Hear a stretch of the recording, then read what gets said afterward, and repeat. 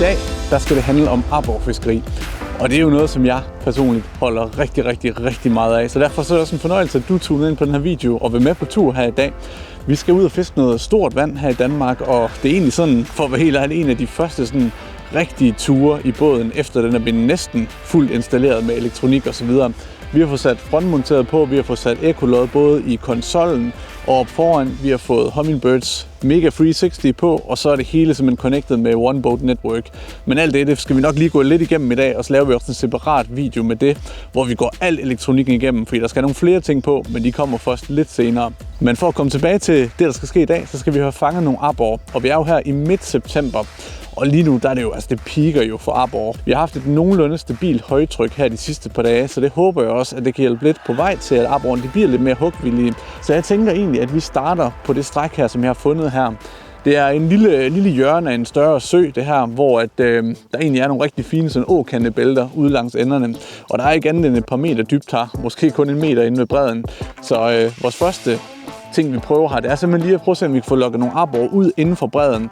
Og der prøver vi altså med nogle små crankbaits, eller gravity twitch, som den hedder, den her fra Savage Gear. Så nogle helt små crankbaits, simpelthen prøve at lokke dem ud derindefra. Det kan godt være, at der ikke er de største herinde, men så har vi ligesom fået taget hul på bylden og se, om arboren de vil noget i dag. Så lad os bare komme i gang med at få fisket.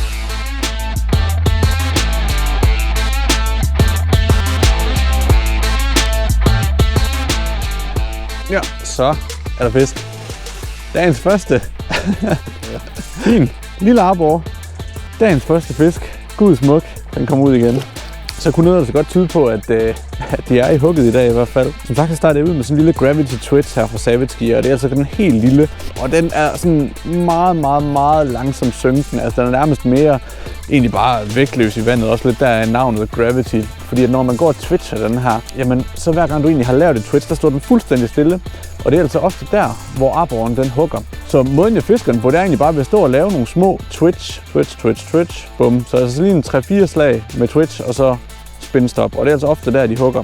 Ofte, når at de store arborer er i hugget, så er det altså sådan noget her. Fisket lidt aggressivt i hvert fald, når de går højt i vandet. Det er altså noget, der kan lokke dem til. Så nu tænker jeg egentlig bare, at vi fisker kanten herhen af, så ser vi, om der skulle ske et eller andet mere. Der kommer et rigtig fint grødebælt herhen af med nogle åkander og sådan noget. Og det er stadig tidligt på morgenen, så hvem ved? Måske der står noget sørre derhen af. Ja, der var den igen. Bum! Den kunne godt være en lille... Nej, den snyder. Men de fejler altså helt sindssygt. Lidt større. Det er lidt større end de andre, så vi går da den rigtige vej. Ud med dig igen, ven. Blup. Altså hvis det bare bliver ved med at gå op ad størrelse, så er det da fint nok. Så tænker jeg egentlig bare, at vi bliver her og lige prøver lidt. Det er 3 fisk indtil videre. Så mangler vi bare bæstet over alle bæster. Ja, der var den der igen. Lige på spinstoppet. Det kan godt være, det er bare Fata Morgana igen. Men de bliver altså lidt større og større. Se nu her. Og igen, altså sidder perfekt kroget med gravity twitchen her. Bum, flot fisk. Og så med et, man står her og har gang i fiskeriet, så begynder det bare at pisse ned. Vejrudsigten, altså den har lovet fuld højtryk hele dagen. Og så fra i morgen af, der begynder det simpelthen at dale igen, det her højtryk. Så jeg tror, vi har noget, der ligner 1024 nu her. Og så i morgen, der daler det ned til 1012 og helt ned til 1009. Hvilket egentlig er ret lavt. Så det er også derfor, jeg ligesom tænkte, at skal det være, så skal det være i dag. Og jeg har altså oplevet flere gange med de arbor her, at sådan lige op til, at det bliver, lige vil sige storm, men op til det bliver dårligt vejr, op til det bliver lavtryk, der kan de altså bare komme i sådan en helt æde frenzy, hvor de bare går fuldstændig amok. Som om, at de kan nærmest fornemme, at lige om lidt, der bliver det simpelthen lavtryk. Der kommer vi ikke til at kunne få så meget føde, så nu skal der bare tankes op. Ja, der var der noget igen der. Den kunne måske godt være en lille smule bedre, hvis jeg ikke tager helt fejl. Men som så mange andre gange i det her fiskeliv, tager jeg næsten fejl. Ej, den er sgu fin. Flot fisk, mand. Bum. Se lige her. Smuk fisk. Nu tænker jeg efterhånden, at turen den går en lille smule videre. Fordi at jeg har fået fisket en masse kanter af herhenne af, og det var ikke fordi det var sådan helt vildt prængende. Der var der fisk, og der var også nogle sådan okay størrelser imellem, op til en, jeg ved ikke hvad de har været, altså en 35 eller sådan noget. Så det er ikke fordi det har været kæmpe fisk. Så nu tænker jeg, at vi skal prøve at videre, og så skal vi simpelthen prøve at se, om vi kan komme ud til måske nogle skrænter og prøve at finde dem derpå. Jeg har nogle gode spots herhen af, hvor der er nogle rimelig gode skrænter, der går fra 1 meter og ned til altså en 8 meter. Og op på de skrænter her, der er der en masse vegetation helt op. Så det giver altså arboren en masse mulighed for at både være oppe på skrænterne, hvis den går højt i vandet, hvilket jeg tror, den gør i dag. Og hvis ikke den gør, så kan den altså gå ned ad skrænterne og stille sig på lidt dybere vand. Og ofte så trækker de altså langs de her skrænter her. Så der er lige en lille sejltur på en 5-10 minutter ude, og så håber vi, at der er nogle lidt større arbor derude.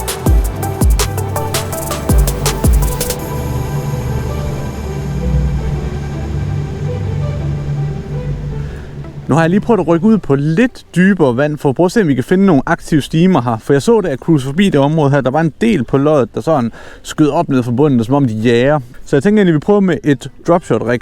Og jeg havde faktisk en stang rigget op med det. Og det er egentlig ganske simpelt. Det er bare et dropshot lod ned for neden. Så kører vi en 30 cm fluorocarbon. En lille mustret dropshot krog. Det er dem her, de hedder No Twist. De er super simple at bruge. Og så skal vi egentlig bare lige have søgt lidt af herude. Jeg bruger et 15 gram lod nu her, fordi vi ligger på en 8 meter vand, så jeg vil gerne også kunne kaste fisk lidt og stadigvæk holde bunden. Så det er planen. Lad os prøve at se, om der lige skulle gemme sig en lille dropshot arbor her i nærheden. Nej, der var en op. Langt om længe.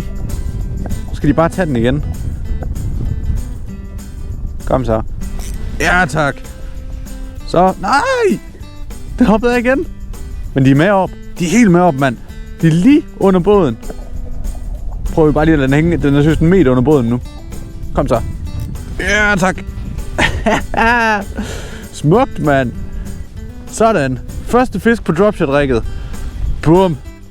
Ej, så gylpede den sgu op. Fedt. Skynder vi altså lige at få den tilbage igen, mens der er flere dernede. Det var heldigt, at den lige blev på, den her. Lige prøve at få den kroget igen her. De var altså bare lige nede under båden. Og jeg kan se på loddet, de er der stadigvæk. Så nu prøver vi lige at bare lige køre den. Altså bare lige køre den en meter ned. Ligger på 9 meter vand. Kører vi den bare lige en meter ned, se om der sker noget. Se om de stiger. Det gjorde de. Ja, tak. Der var den igen. Ej, hvor fedt. Hej, min ven. Skulle du lige op? Men det er smukt jo. Prøver vi altså lige at få fundet noget helt andet gummi her. Det er bare ruderummet over dem alle det her. Men faktisk, den I kan se hernede, den store taske her, det er V6-tasken fra Vestin, som er gigantisk fed. Altså det er deres boatbag, det her, i den store model, og den kan bare indeholde, altså vitterligt, alt man har brug for, og meget mere til. Hvilket også er lidt farligt en gang imellem. Men lad os lige prøve at se, hvad vi kan finde hernede. Den her, det er simpelthen en mega billig, hvad skal man sige, sådan lidt en startkit til dropshot. Fordi man får simpelthen, jeg tror det er 16 avn i 3 forskellige modeller. Så her, det er simpelthen de 3 modeller, man får med her. Alle 3 kan egentlig både fiskes på små jigs og også som dropshot. Og de har altså den fedeste aktion nogensinde. Specielt den her lille en. Altså den er jeg fantastisk fan af. Så lad os lige prøve at få sat den på krogen en gang. Hele den her pakke, den her lille partypack, som vi kalder det, den skal jeg selvfølgelig nok linke nede i beskrivelsen sammen med alt andet af det grej, jeg har fisket i dag. Lad os prøve at se om sådan en helt lille, sådan sandfarvet grålig fidus jeg ikke kan du. Og så synes jeg altså, at jeg fik de største sådan helt nede på bunden. Så nu ser vi lige, om vi kan køre igennem stimen, og så komme helt ned. Der er allerede en nap. Hold da kæft, det går stærkt det her. Men det er noget småtteri, det der. Øj. Ja, tak. Ej, det er en lille en. Eller jeg ved ikke. Øj, den hoppede. Så kan vi egentlig bare smække den ned igen. Så prøver vi lige lidt op i stimen. Prøv at se sådan en 3 meter ned her. Der er allerede en nap igen.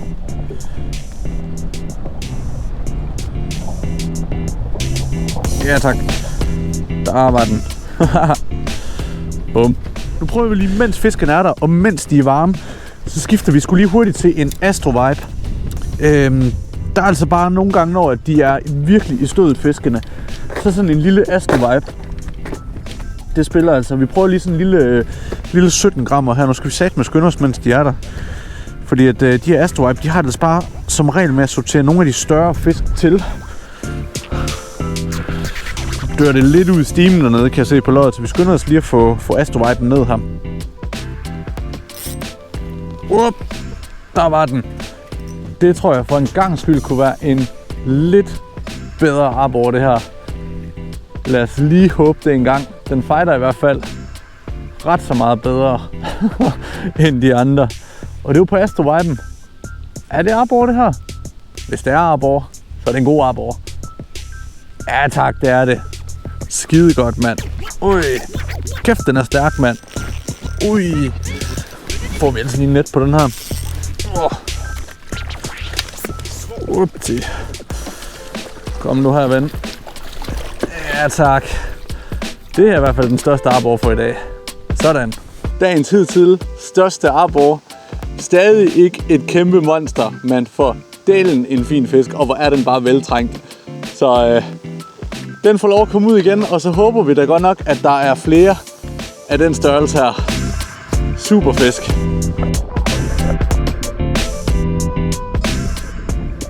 Ej, og nu er der simpelthen, der er fisk, der jager bag ved mig i overfladen lige nu. Det er altså bare noget af det. Lige så snart man ser fisk, der jager i overfladen, så skal man være klar til at skifte til en popper. Så er jeg næsten ligeglad hvad. Og med den her lille strike pop, som den hedder, det er vitterligt bare altså nogle helt små nyk. Og den har en dejlig stor sådan ske for. Øj, der var hug! Der er hug! På topwater, mand! Er du sindssyg? Bum! Sådan. Der er bare et eller andet over topwater. Altså, så er jeg næsten ligeglad størrelsen på dem. Du kan se, det er ikke jordens største. Men på en lille popper, der er det bare mega grineren. Og det er altså sådan noget, der sker lige nu. Her i midt-september. At de her store flokke arbor, de simpelthen kommer til overfladen og bare jager løs.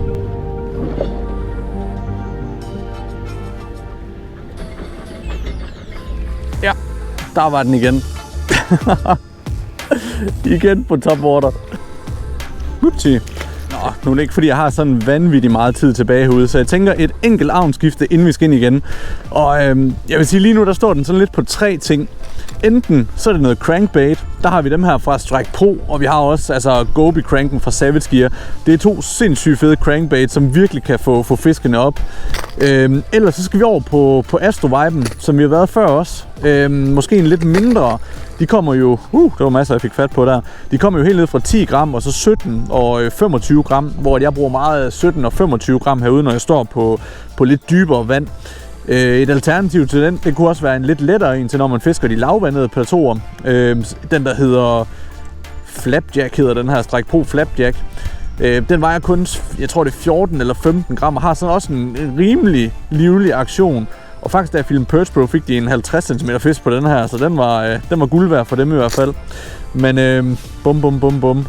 Jeg tror simpelthen, jeg prøver at skifte over til en helt sådan neutral Astrovibe her i 17 gram.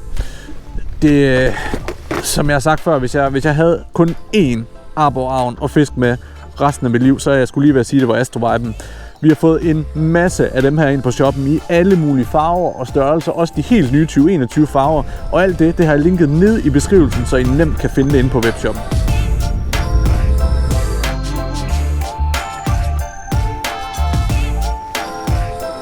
Ui, der var den.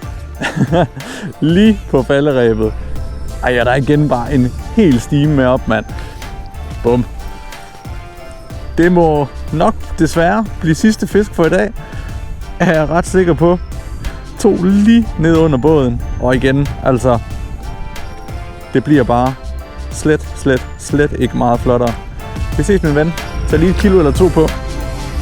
Som I kunne se, så er arborene altså bare on fire lige nu, og det fortsætter altså typisk i september og oktober. Så det er altså lige nu, man skal ud, hvis man skal opleve det her arborfiskeri, og arborene de er altså smelt og fede. Snart så går de på dybt vand, hvilket også kan være sjovt, men de er altså nemmere at få i hugget nu her.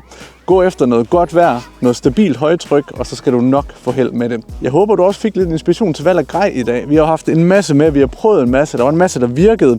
Alt lige fra crankbaits til softbaits og så videre. En ting, jeg også fik mulighed for at teste i dag, det var de nye Savage Gear hjul. Jeg har gået med SG6 og SG8 i dag, og jeg må sige, altså, til prisen, der er det, altså, der er der virkelig næsten ikke noget, der kan konkurrere med det.